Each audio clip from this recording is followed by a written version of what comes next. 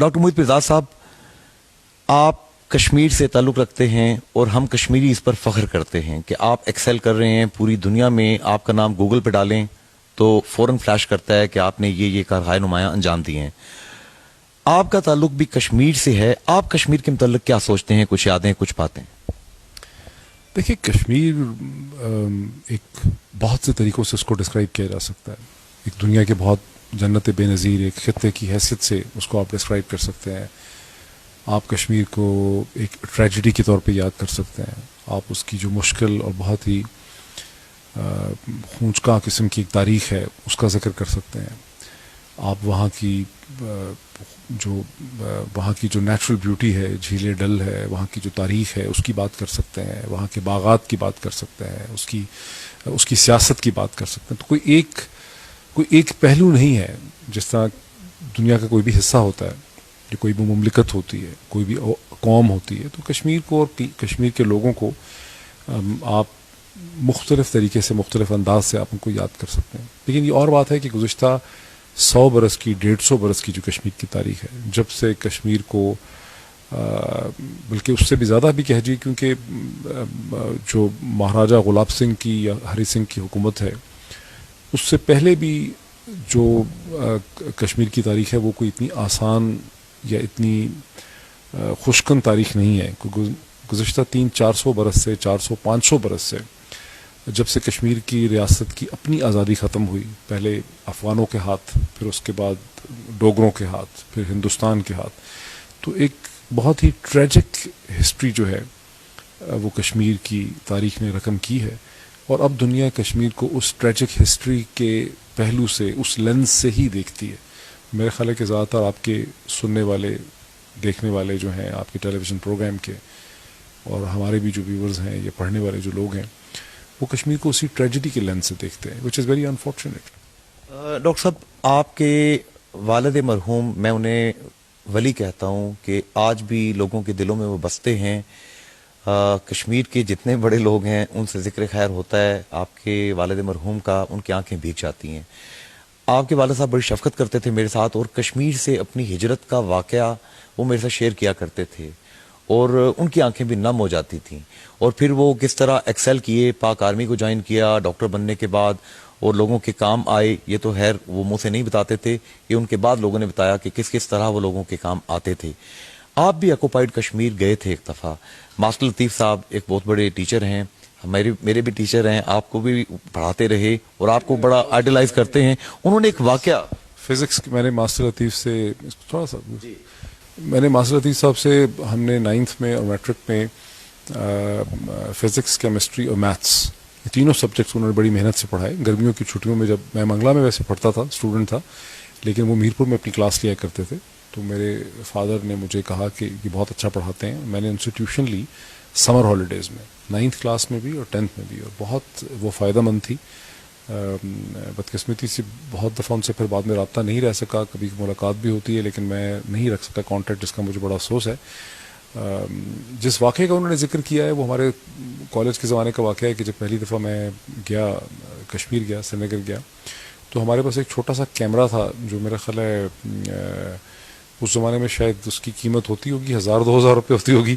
بہرحال اس کیمرے کی جو قیمت، جب ہم گئے سری نگر گئے، میں اور میری والدہ تھے، تو ہم سے انہوں نے جب انٹر کیا ہندوستان میں، تو کیمرے کی پرائس غالباً لکھی گئی پاسپورٹ پہ، ڈکلیریشن پہ، تو ہم نے 1000 روپے لکھی یا 1400 روپے لکھی. اور وہ کیمرہ، ہم کسی شادی پہ گئے، وہ کیمرہ وہاں چوری ہو گیا. تو ہمیں سری نگر میں لوگوں نے کہا کہ جی وہ بڑا تنگ کریں گے کسٹم والے واپسی پہ آپ کو، تو آپ اس کی FIR درج کرائیں.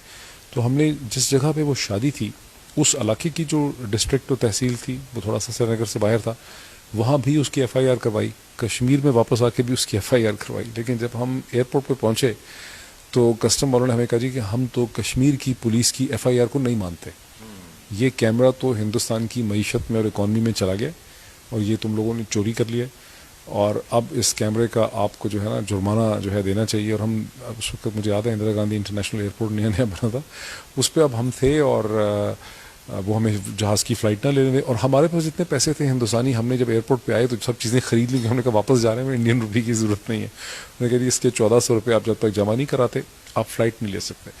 تو ہمارے لیے عجیب و غریب سچویشن اس لیے پیدا ہو گئی کہ میرا چھوٹا بھائی تھا اس وقت، ہادی میرا خیال ہے 3-4 سال کا تھا یا اس طرح سے تھا، میں تھا، میری مدر تھی، نہ ہمارے پاس پیسے تھے، نہ دلی میں کہیں رہنے کی جگہ تھی.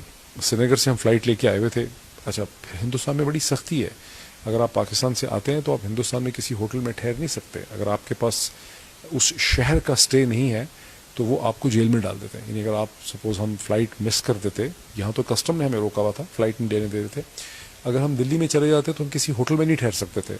یعنی ہماری بالکل فقیروں والی، محتاجوں والی صورتحال ہو گئی. اس زمانے میں کریڈٹ کارڈ نہیں ہوتے تھے، اس زمانے میں کرنسی کی بڑی ریسٹرکشن تھی، آپ صرف چند 100 روپے، 500 روپے، 600 روپے کیری کر سکتے تھے.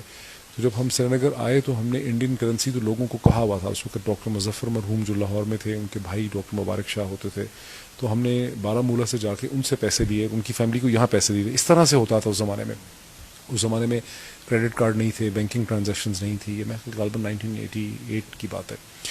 تو ہمارے رونے والے حالات ہو گئے. اور پھر ہم اب پاکستانی جو پیسنجرز تھے سارے جو جہاز میں چڑھ رہے تھے، انہوں نے جب ہماری صورتحال دیکھی تو انہوں نے پیسے اکٹھے کر کے ہمیں وہ پیسے جو تھے 1000 روپے جو بھی انہوں نے جرمانہ رکھا تھا وہ انہوں نے دی. اچھا میں اس وقت مجھے یاد ہے میڈیکل اسٹوڈنٹ تھا، تو مجھے وہاں پر ایک سکھ آفیسر تھا کسٹم کا.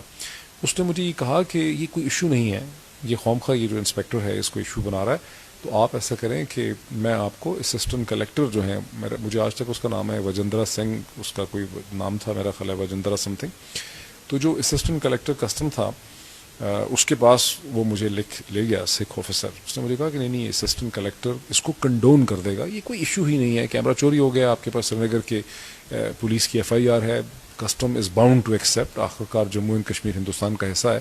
How can a custom inspector say کہ ہم جموں اینڈ کشمیر پولیس کی FIR کو نہیں ایکسیپٹ کرتے.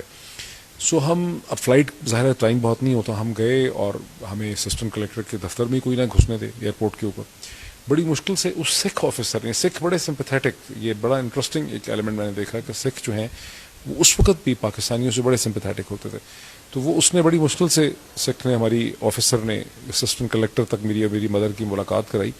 اور میں نے اس کو جا کے بتایا تو وہ عجیب و غریب طریقے سے کہہ رہے ہیں. اس کے دفتر میں 2 اور لوگ بیٹھے تھے، انہوں نے کہا جی پاکستان سے جو بھی لوگ آتے ہیں چور ہوتے ہیں، انہوں نے اپنا کیمرہ بیچ دیا ہوگا، یہ جھوٹ بول رہے ہیں، اور یہ 1000 روپے جو ہیں اس سے ہندوستان کی معیشت کو نقصان پہنچانے کی انہوں نے کوشش کی ہے.